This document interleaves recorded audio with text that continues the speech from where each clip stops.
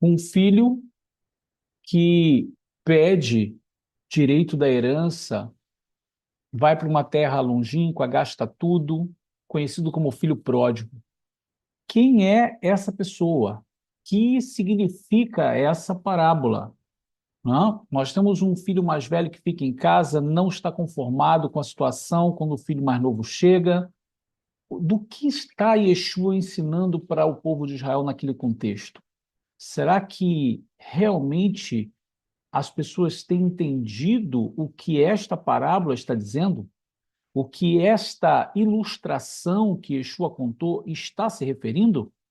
Então, se você até hoje não tem entendido bem o que significa a parábola do filho pródigo, fique conosco aqui até o final desse vídeo, que eu tenho certeza que muitas das coisas que vamos dizer aqui vai surpreender você. Sou o Rabino Yosef Baruch, trazendo mais um vídeo para você.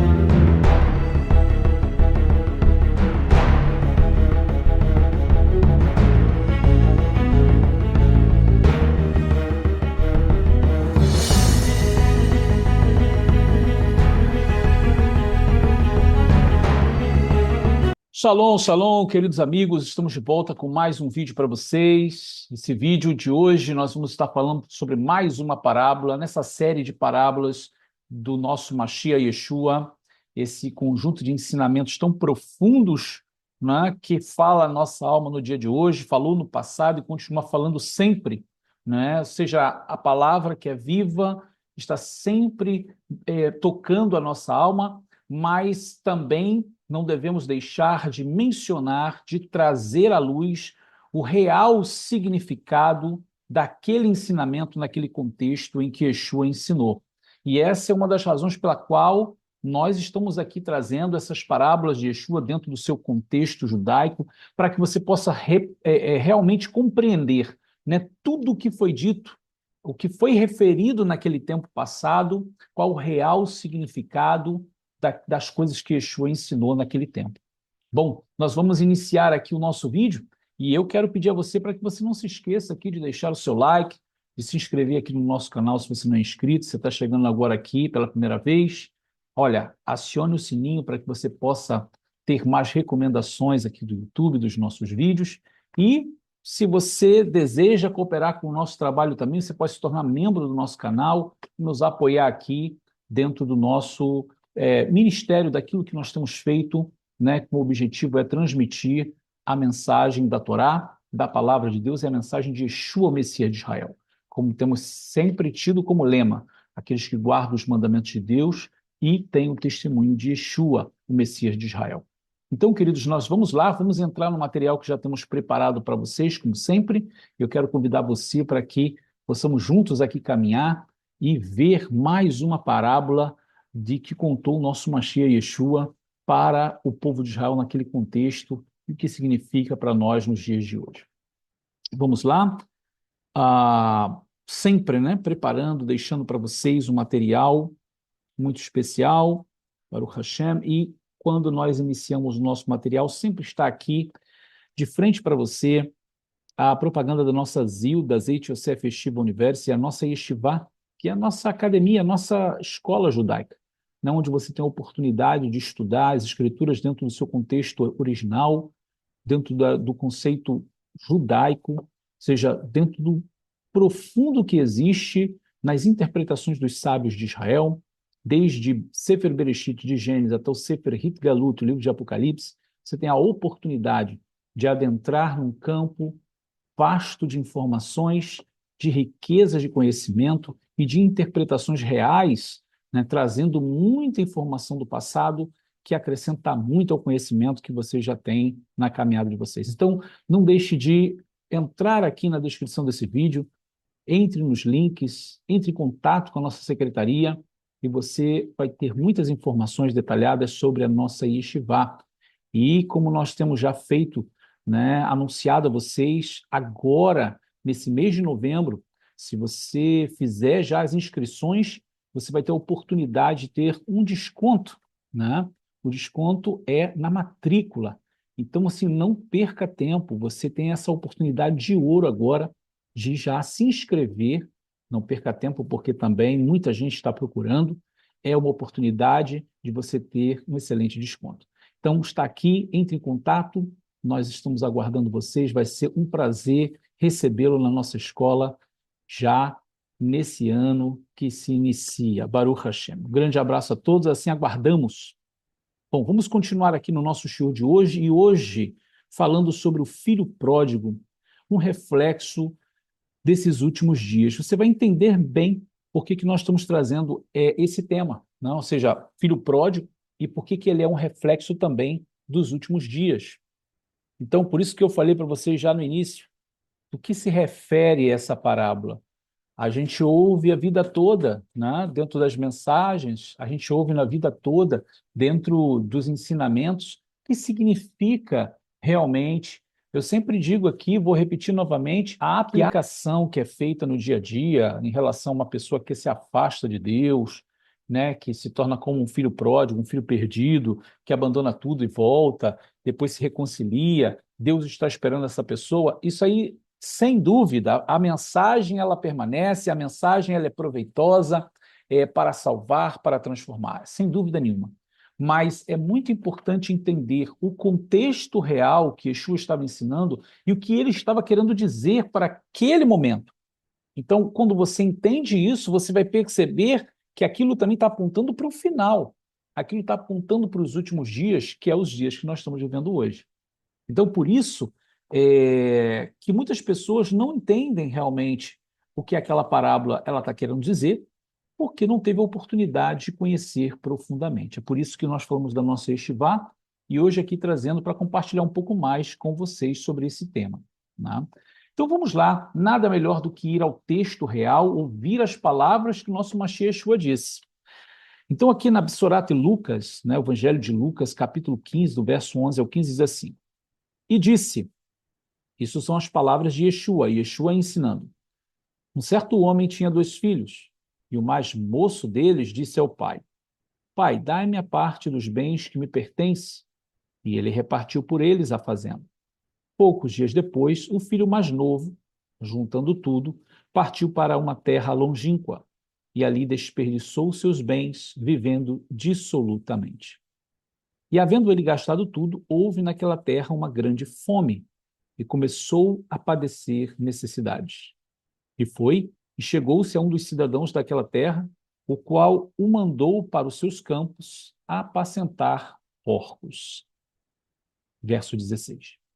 Desejava encher o seu estômago com as bolotas que os porcos comiam, e ninguém lhe dava nada. Tornando em si, disse: Quantos jornaleiros de meu pai têm abundância de pão, e eu aqui pereço de fome? Levantar-me-ei, irei ter com meu pai, e dir-lhe-ei: Pai, pequei contra os céus e perante ti. Já não sou digno de ser chamado seu filho. Faz-me como um dos seus jornaleiros. E levantando-se, foi para o seu pai. E quando ainda estava longe, viu o seu pai e se moveu de íntima compaixão. E correndo, lançou-se-lhe ao pescoço e o beijou. E o filho lhe disse: Pai, pequei contra os céus e perante ti. Já não sou digno de ser chamado teu filho.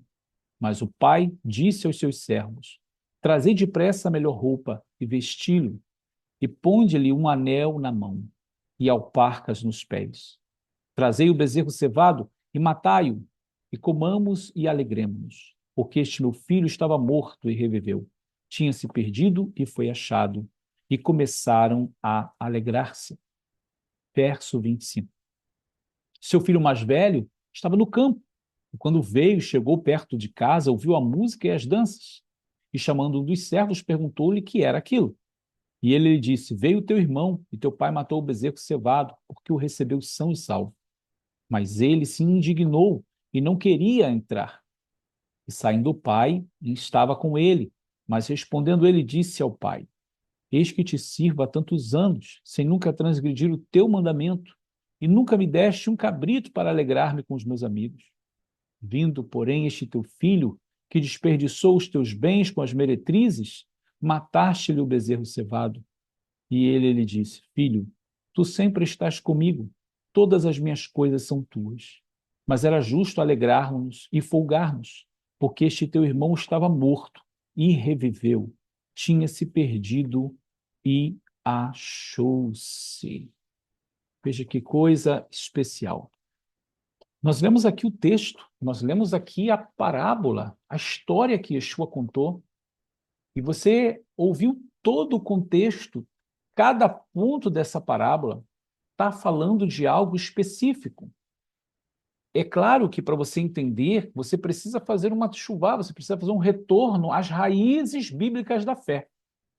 Lamentavelmente, toda essa doutrina ensinada por Roma, como teologia da substituição, como outros tipos de ensinamento, em que Israel não tem mais direito, e que tudo que é judaico está ultrapassado, não vivemos mais na época da lei, só na época da graça, não necessitamos do Antigo Testamento, tudo isso tira de você as informações reais daquilo que Yeshua estava contando. Mas Baruch Hashem, que nós estamos aqui, estamos podendo compartilhar com você toda essa riqueza de informação. Então, agora eu quero convidar você, como eu falei, você tem a oportunidade de olhar para isso aqui, como é hoje anunciado em mensagens, pregado.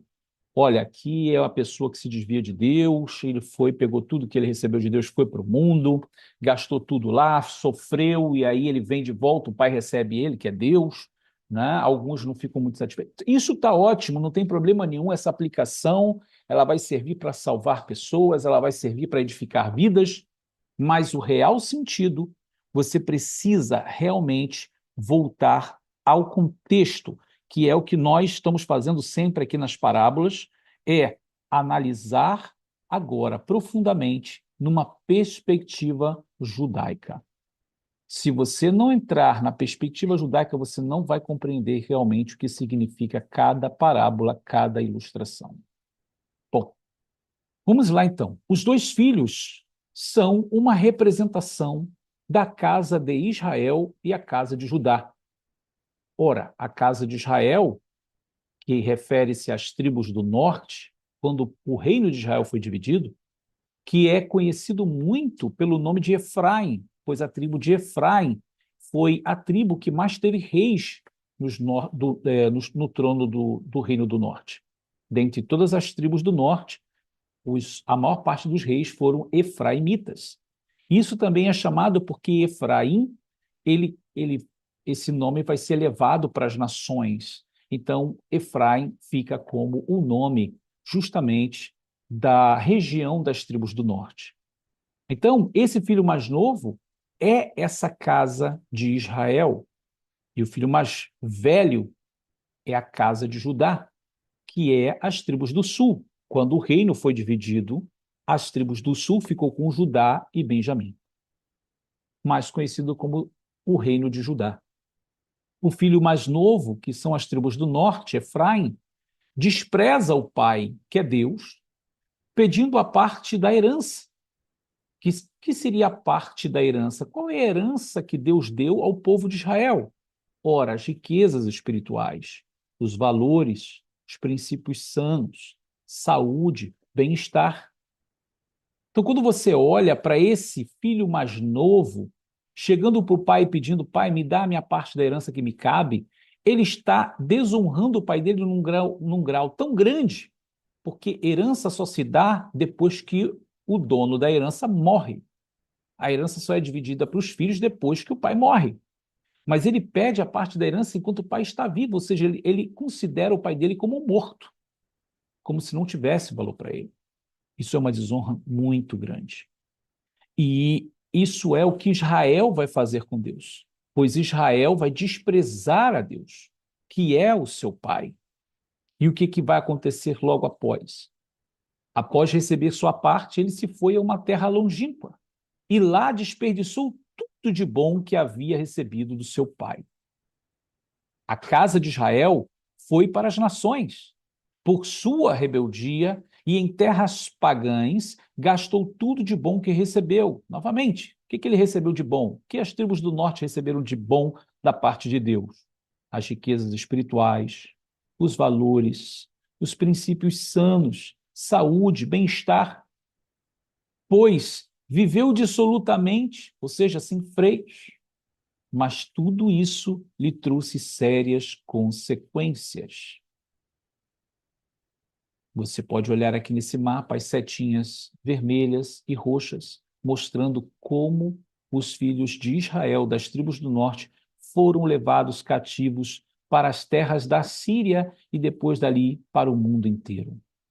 Levado cativo, não somente como escravos, mas também depois se diluindo entre as nações, se tornando tal qual eles são, no estado de impureza muito grande. Gastou tudo o que possuía e, estando longe, não tinha mais ninguém. Conseguindo um trabalho indigno, preste atenção nisso, um trabalho indigno para um judeu, que é alimentar porcos. Você vai lembrar comigo que o povo judeu tem uma aliança com Deus muito forte, onde Deus proíbe que nós venhamos a comer animais impuros. E o porco é uma dos animais que são chamados pelo nome. Deus listou de vários animais impuros o porco pelo próprio nome, o porco. E para um judeu, trabalhar alimentando porco, isso seria um caos na vida desse judeu. Só que ele não chega só até aí, ele vai um pouco mais além, ou seja, ele está tão distante da casa do pai que ele já saiu dos limites da terra de Israel, ele está num lugar onde tem goim, onde tem gentios. E esses gentios que não temem a Deus criam porcos, porque na terra de Israel não se cria porco. Então, assim, ele vai chegar ao ponto de desejar comer a comida do porco. Quando a gente olha para o grau de baixeza espiritual, a casa de Israel, sem a boa herança que havia recebido, volto a dizer o que seria a boa herança? As riquezas espirituais, os valores, princípios sanos, saúde, bem-estar. Agora, desce a um nível espiritual mais baixo da impureza, desejando comer a comida dos porcos, ou seja, comer o que as nações pagãs comem. E isso é o que vai acontecer com todos os judeus descendentes da casa de Israel, das tribos de Israel. Vão se mesclar entre as nações. Dê uma olhada nesse mapa e você vai ver como o povo de Israel foi dispersado pelo mundo a partir da queda do templo, a partir quando os romanos destruíram a cidade de Jerusalém. Dali foram só sendo espalhados cada vez mais, cada vez mais, cada vez mais. As tribos de Israel espalhadas pelo mundo inteiro, entre as nações, nas terras mais distantes, entre os ídolos, entre as abominações, tendo que se converter a religiões pagãs, de ídolos pagãos, como o próprio cristianismo, desde Constantino, oferecendo incenso a ídolos. Ou seja, se mesclou tanto entre as nações que perdeu até a sua identidade. Pois quantos dos judeus que saíram de Israel, que foram expulsos de Israel, que se mesclaram entre as nações, agora perderam a sua identidade, se tornando cristãos, muçulmanos, budistas, espíritas, sem saber, sem ter noção da sua própria identidade, mesclando-se com as culturas do mundo, ou seja, desejando comer a comida dos porcos, dentro de um trabalho indigno, aonde é estar no meio da impureza. Quantos dos filhos de Israel mesclado nas abominações do mundo, tal como o filho pródigo desejou comer daquelas impurezas? Mas chegou um momento que algo fez uma grande diferença. Chegou o momento em que ele tem na sua própria consciência algo que o desperta. Ou seja, a sua consciência lhe diz que ele está num estado de calamidade tão grande e que ele tem que tomar uma atitude. Ele tem que tomar uma atitude. A casa de Israel, esse é o significado, se recorda que na casa do pai até os servos têm pão, porque naquele momento o que ele mais está sentindo é fome. Fome de quê? O que é o pão? Voltando às riquezas espirituais, os valores, princípios da Torá, a palavra de Deus que é pão. Ele sente vontade de comer pão para se alimentar.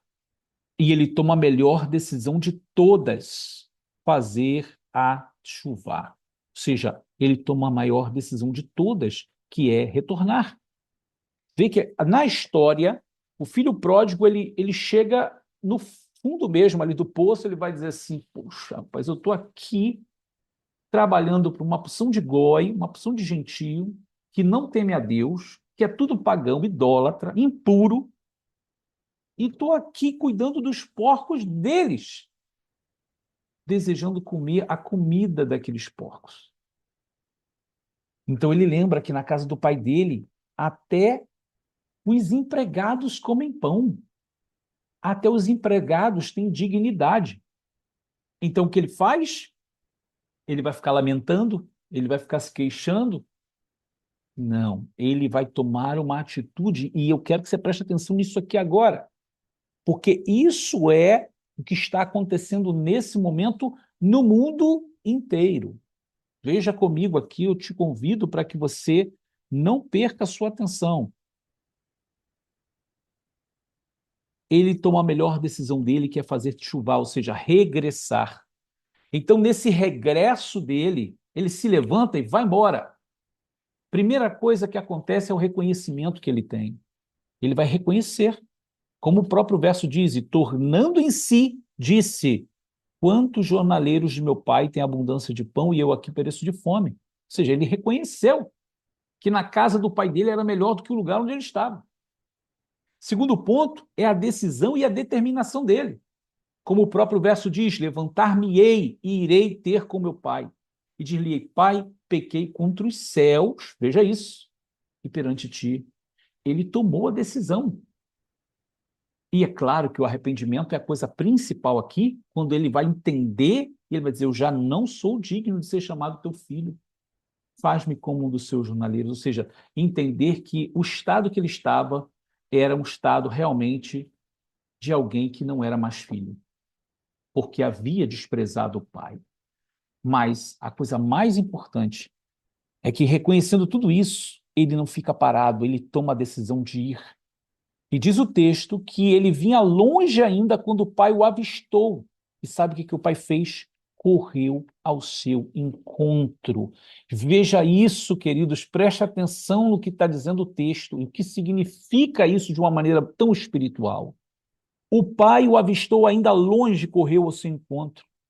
Isso nos mostra que Deus, Hashem, Adonai, está esperando e desejoso de reencontrar o seu filho Efraim, os descendentes das tribos espalhados entre as nações, e o abraçar, o beijar, senti-lo em seus braços novamente.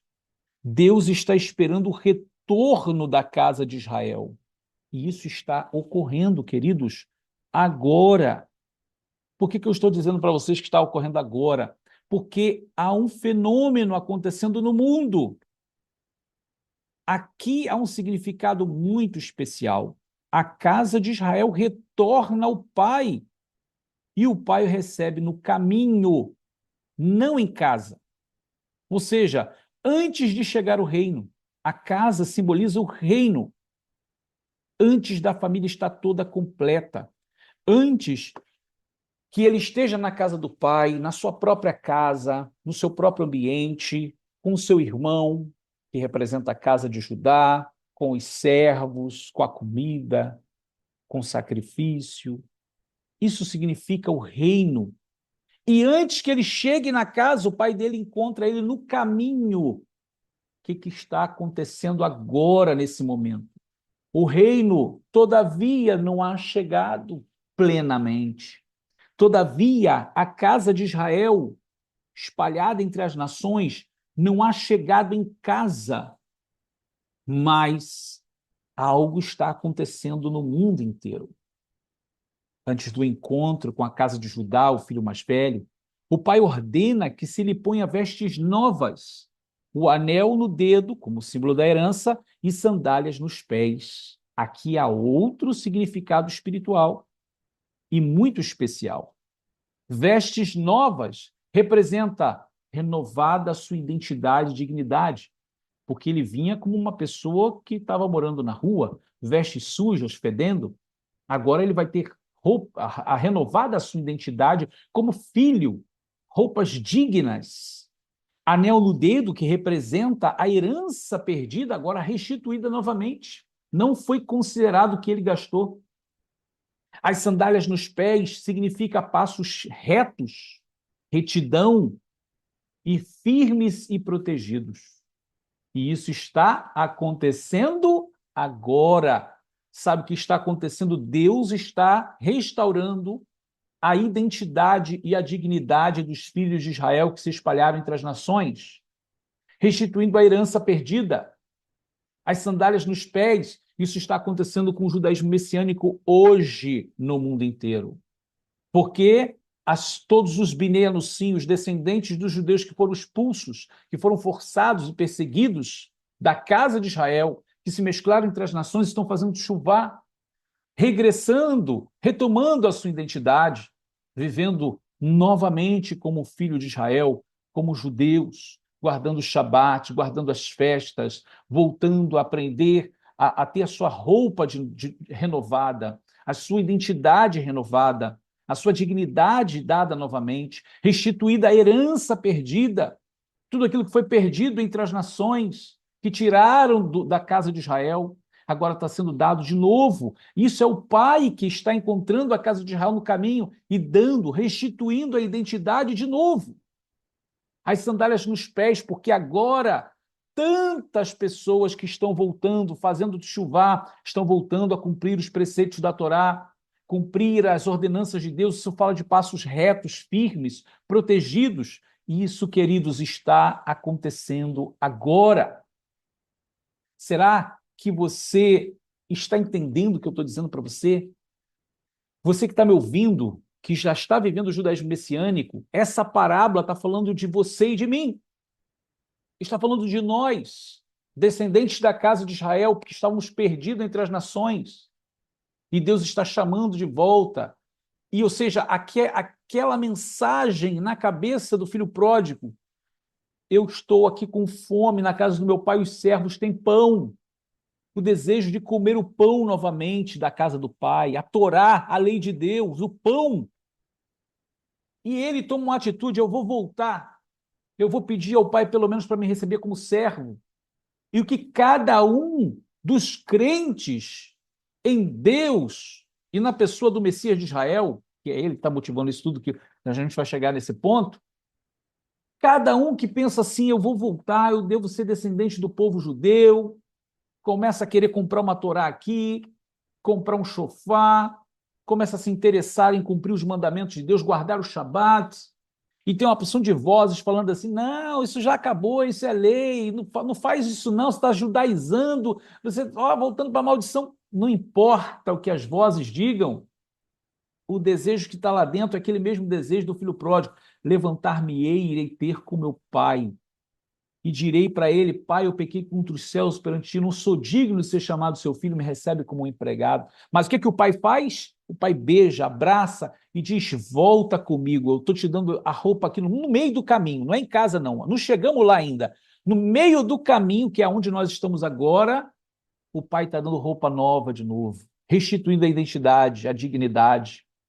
E você que estava lá perdido no meio do cristianismo, no meio da feitiçaria, do catolicismo, você voltou para casa. No meio do caminho, ou seja, está voltando, né? No meio do caminho, o pai te encontrou, te deu roupa nova, restaurando sua dignidade, colocou o anel de volta no dedo. Olha só, a herança é tua, você faz parte da minha casa, você é meu filho. E as sandálias nos pés para você cumprir a Torá, andar retinho ali. Isso está acontecendo agora, querido. Deus profeticamente falando através das palavras do Messias sobre a casa de Israel e a casa de Judá, e isso está acontecendo nos nossos dias. Esse retorno não está completo, claro, até porque você vai entender que a maioria, que é o que eu vou salientar aqui, a maioria dessa casa de Israel voltando, que seria esse filho mais novo rebelde, está vindo através do Messias. E esse é o segredo do novilho cevado, porque o pai ordena no meio do caminho que matem o novilho cevado para fazer a festa, o sacrifício festivo, que oficializa a Techuvá, o regresso do filho rebelde arrependido. Simboliza Yeshua, o Messias, que morreu para oficializar o regresso do homem ao Pai, ou seja, a Deus. O novilho cevado representa e aponta para esse sacrifício festivo. E é por isso que a maioria dos binenos, sim, ou seja, esses descendentes dos judeus que foram forçados na Inquisição, os descendentes dos judeus dispersos da casa de Israel, ou seja, dos Separadim, o filho mais novo, em todo o mundo, a maioria está retornando por intermédio de Yeshua, o Messias. Isso está acontecendo agora. E o que vai acontecer? Aliás, o que já está acontecendo é que o filho mais velho, que é a casa de Judá, ao ouvir que seu irmão rebelde voltou e seu pai faz uma festa digna, ele se magoa. E ele vai dizer assim, isso é o que vemos hoje, né? Enquanto judeus, binenos, sim, Sefaradim, todos nós estamos regressando, vivendo como filhos que fizeram teshuvá, não somos recebidos por parte da família, ou seja, pelo filho mais velho, a casa de Judá, os que sempre permaneceram na casa do pai, cumprindo os mandamentos do pai. Há um certo ciúme, um certo zelo, aonde o filho mais velho não aceita. Como é que esse daí sai, gasta tudo que era seu com as meretrizes, o senhor recebe ele de volta? O filho mais velho se irrita porque, sendo fiel ao pai e sem transgredir nenhum dos seus mandamentos, não recebia do pai uma recompensa para se alegrar com seus amigos. Mas isso era segundo a sua própria interpretação, porque Deus sempre deixou a casa de Judá com direitos espirituais profundos. Chegando o filho mais novo, rebelde, o pai celebra com a morte do novilho cevado.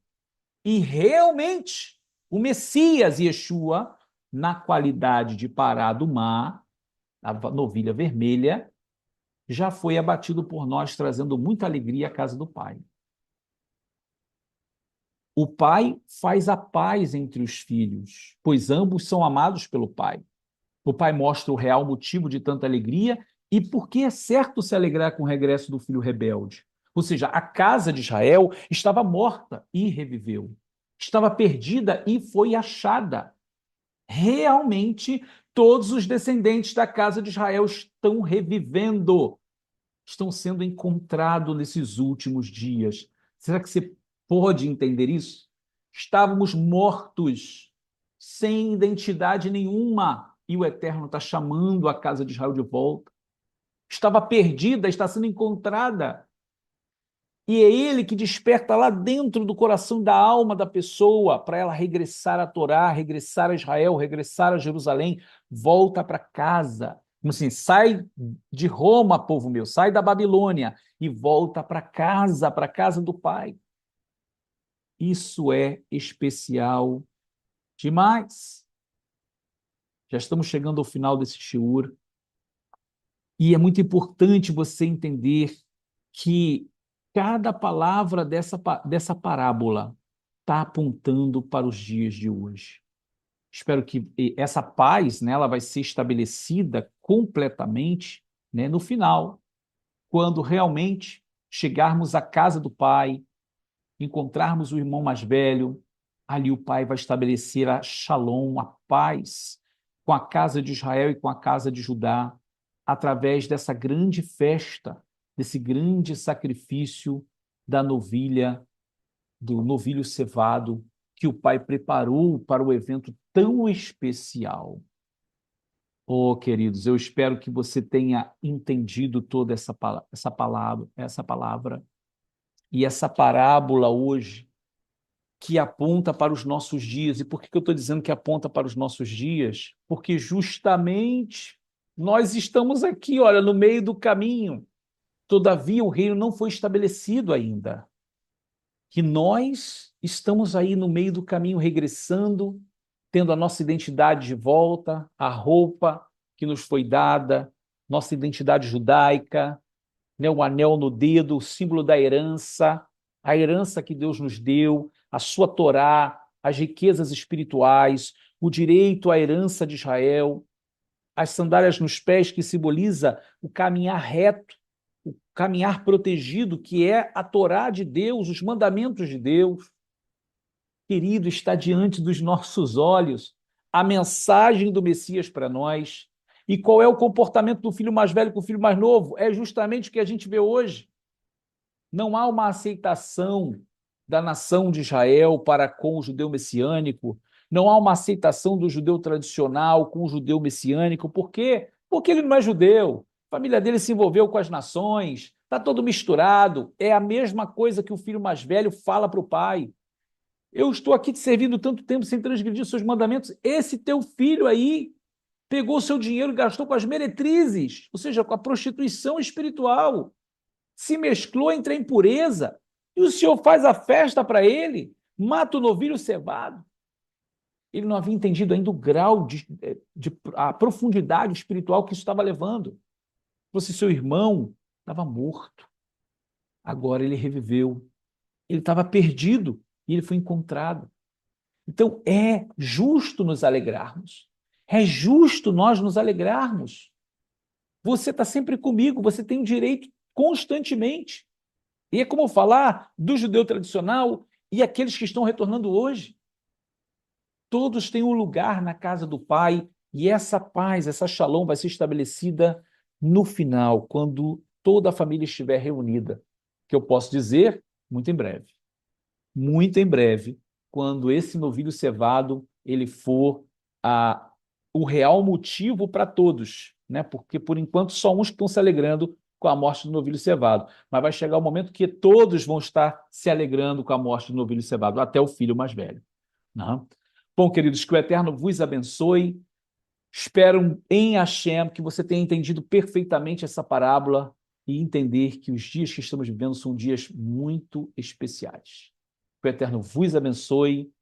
Nos vemos no nosso próximo vídeo. Shalom, shalom. São muitas informações abrangentes que agora, nesse mês de novembro, nós temos uma promoção para você. 45% de desconto se você adquirir o nosso curso agora, nesse mês de novembro. Então, assim, é o mês da Black Friday. Então, você está sendo presenteado por esse desconto e eu tenho certeza que vai abençoar muito a sua vida. Então, assim, não deixe passar o tempo. Adquira o nosso curso. Eu tenho certeza que você vai crescer muito no conhecimento que envolve tudo sobre a fé e os costumes do povo judeu. Bom, aqui na descrição você tem todas as informações e acesso à nossa secretaria. Então não perca tempo, seja abençoado aqui com o nosso curso e eu tenho certeza que vai acrescentar muito à sua vida.